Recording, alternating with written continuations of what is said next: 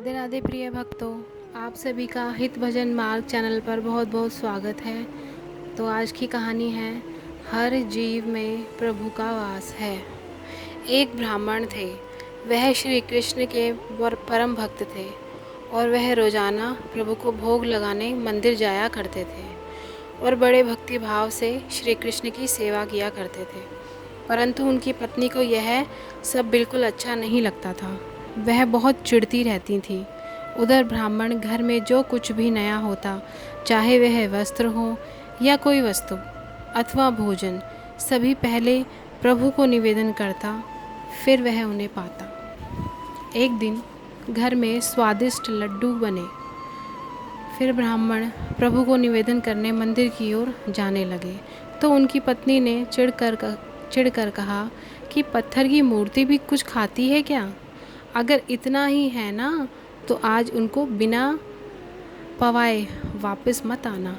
बस आज ब्राह्मण भी पत्नी के रोज़ रोज़ के तानों से परेशान होकर घर से निकल गए। ब्राह्मण ने पत्नी से कहा कि आज तो प्रभु को बिना लड्डू खिलाए वापस नहीं आऊँगा।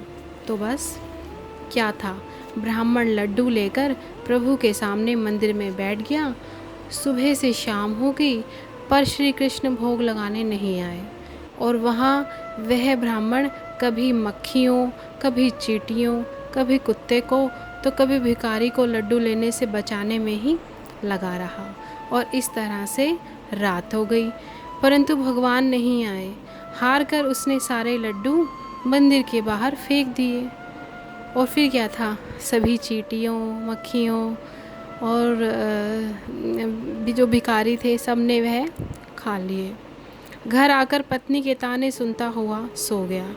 ब्राह्मण ने सोचा, सारे जीवन की सेवा व्यर्थ ही चली गई, प्रभु नहीं आए। जब वह सो गया तो श्री कृष्ण ने उसके सपने में आकर उसे दर्शन दिए और बोले कि मैं तो सुबह ही लड्डुओं का भोग लगाने आ गया था परंतु तूने तो मुझे भगा दिया। तेरे लड्डू खाने के लिए मुझे कभी मक्खी, कभी चींटी, कभी कुत्ता और कभी भिखारी का रूप धरना पड़ा, पर तूने तो लड्डुओं पर हाथ भी नहीं रखने दिया और अंत में ज़मीन से उठाकर मुझे लड्डू खाने पड़े।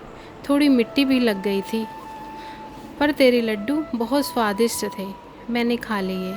तो ब्राह्मण ने सुबह उठकर प्रभु को क्षमा मांगते हुए कहा कि प्रभु, मैं ही आपको नहीं पहचान सका। आप तो कण कण में हो, आपका कण कण में वास है, आप ही हर जगह हो, हर जीव में आपका ही वास है। प्रभु, मुझे क्षमा कर दीजिए। तो इस तरह से हम सभी जानते हैं कि प्रभु हर जीव में, हर वस्तु में प्रभु का वास है। यही भाव रखते हुए हमें सबकी सेवा करनी चाहिए, प्रभु की सेवा करनी चाहिए और हमेशा उनका धन्यवाद करना चाहिए कि उन्होंने हमें मनुष्य का जीवन दिया, भारत खंड में जन्म दिया और अपना नाम हमारे मुख से प्रभु लिवा रहे हैं। तो इसी के साथ प्रभु का प्यारा प्यारा भजन कीर्तन करते हैं। कृष्ण गोविंद गोविंद हे गोपाल नंदलाल, कृष्ण गोविंद गोविंद हे गोपाल नंदलाल, राधा गोविंद गोविंद गोपाल नंदलाल, राधा गोविंद गोविंद हे गोपाल नंदलाल।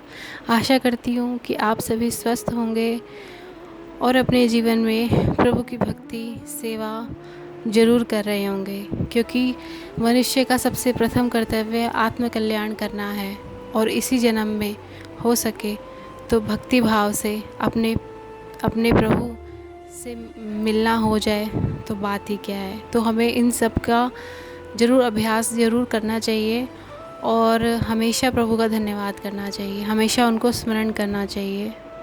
तो इसी के साथ आप सभी का बहुत बहुत धन्यवाद। चैनल को सब्सक्राइब करें, वीडियो को लाइक करें, शेयर करें और अपने अनुभव हमारे साथ ज़रूर शेयर करें। राधे राधे। श्री हरिवंश।